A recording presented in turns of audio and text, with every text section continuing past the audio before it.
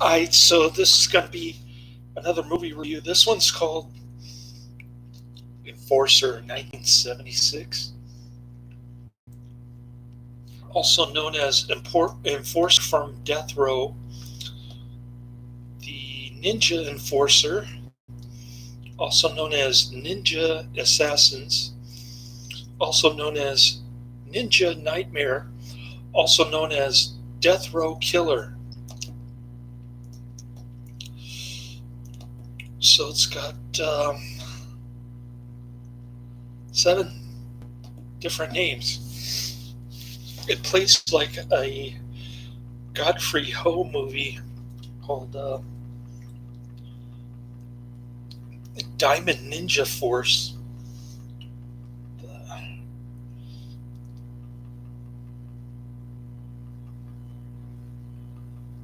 Um, what's his name? Can't think of his name. Richard Harrison. Yeah, Richard Harrison and his Garfield phone.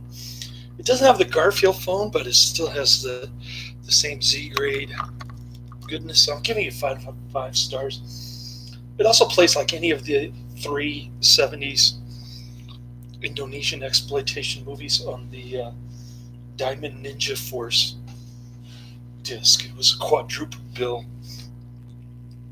as I recall. And I've got another Godfrey Ho movie that's on a quadruple bill that's put up by the same company. So I'm looking forward to that. I got that on my Netflix queue, way on the bottom, slowly working its way up. Anyways, Leo Fang, who's poor man's Bruce Lee. He was a minister in Arkansas, so it's kind of weird to see an Asian guy with the redneck slang. But yeah, this movie's got that, and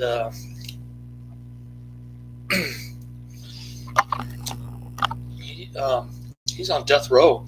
Well, it starts out with a bunch of ninjas chasing this Filipino dude. The entire movie was filmed in the Philippines for budgetary reasons, obviously.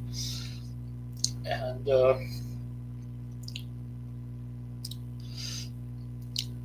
so Leo Fang, well, the ninjas are chasing this Filipino dude. That's the first scene. And they drown him in a swimming pool. His face starts bleeding. And we don't know what the heck is going on until we watch the whole movie. But anyways, Leo Fang is on death row.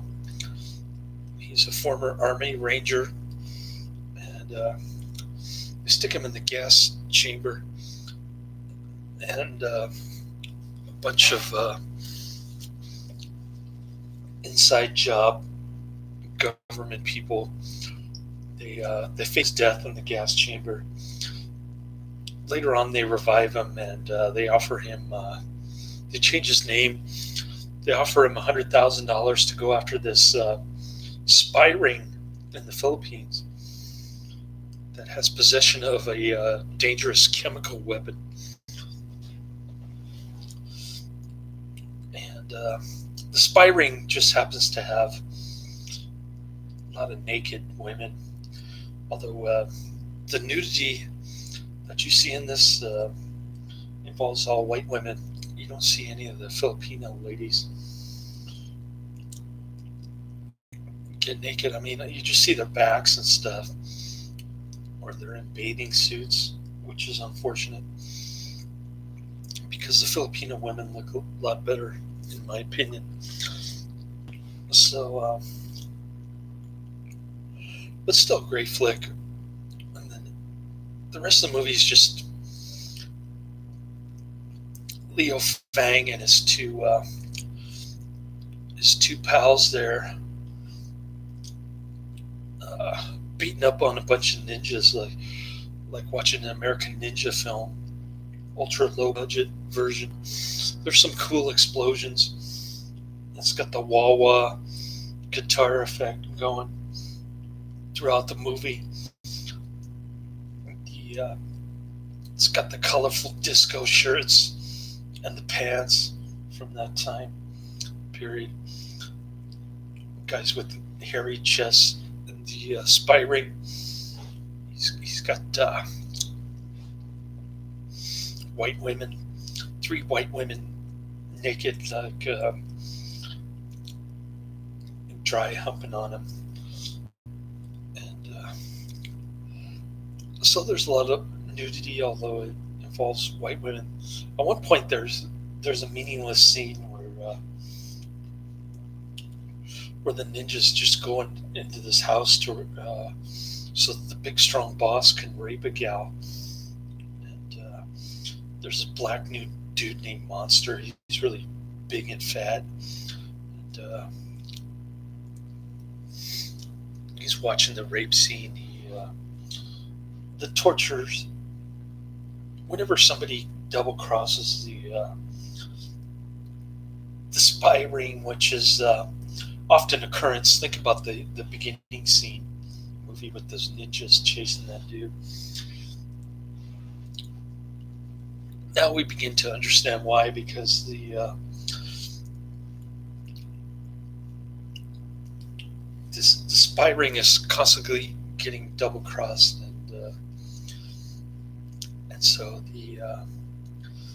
the traitors are tortured. One guy gets hung upside down in a pit full of poisonous snakes or something, and then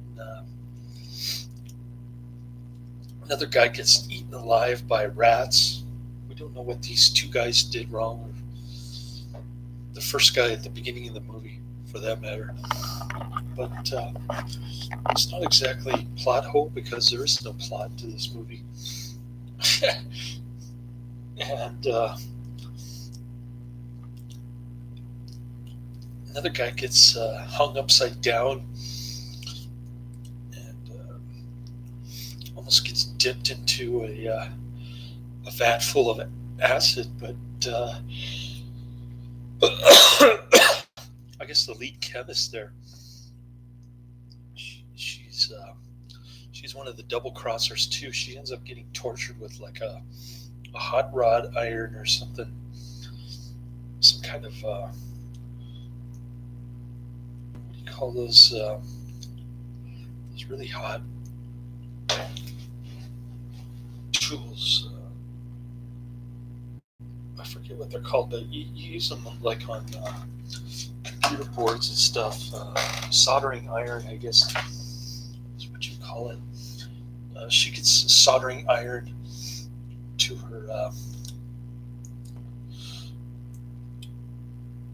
her breast, although she's wearing 3 layers of clothes underneath, and also to her leg. But she refuses to reveal her source. She just spits in the guy's face. What else about this movie? A lot of car chase scenes with the wah-wah guitar in the background. Just great little Z-grade exploitation movie. Super low budget. At one point, Leo Fong. Well, I don't want to spoil the ending too much, but let's just say there's a fire, and the flames look like Birdemic special effects, shock and terror kind of clip art for 1970. That's what it looks like. And it's one of those so bad that it's good type movies. It doesn't have any bonus features or anything. It's just you plop the disc in and it starts playing the movie, and then the ending is so abrupt. It's the most abrupt ending I've ever seen in my life.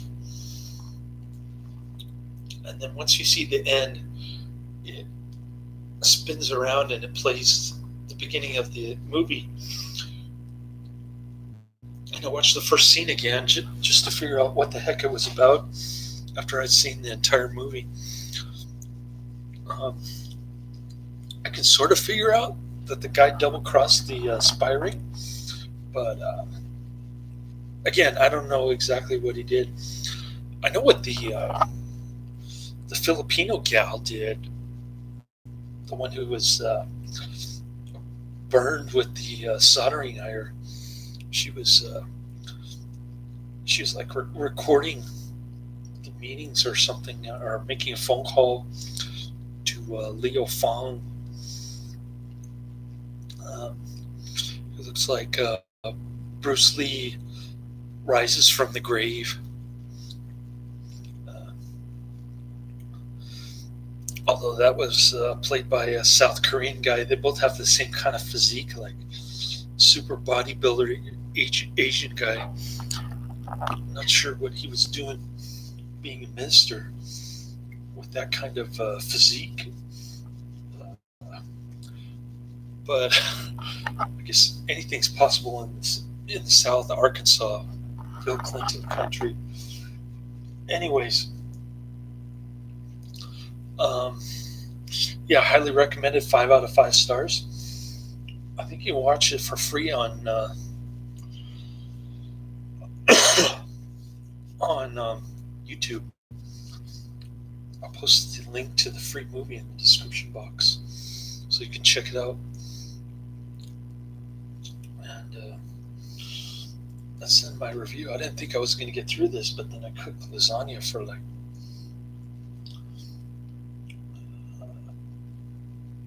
15 minutes, and that was the last 15 minutes of the movie that I had to finish. So about halfway of eating my lasagna. I'm gonna wrap this up, hit the sack, get my 5 movies in the mail tomorrow. I'm gonna send back Enforcer, and hopefully I can squeeze in number 6, A Girl Called Jules. So that's my plan for Thanksgiving week. Pick up my son tomorrow. Just raining like cats and dogs, like 10 inches in the span of 10 minutes. Crazy storm. But I drove really slow in the grandma lane, so that helped. Because I have pretty new tires, so grateful for that. I just hope my son and I don't get stuck somewhere in some kind of flood later this week. But anyways, I'll let you go. I'm going to finish up my lasagna, hit the sack, and get another movie review under my belt. The Great Enforcer, aka Enforcer from Death Row, aka the Ninja Enforcer, aka Ninja Assassins, aka Ninja Nightmare, aka Death Row Killer. I'm not sure why Netflix has 1978. It was released in 1976. Unless there was a different release date for the United States. I don't know. That's the only reason I can think of, but that's about all I have to say about this movie. What else? Yeah, I guess that's about it. Laters.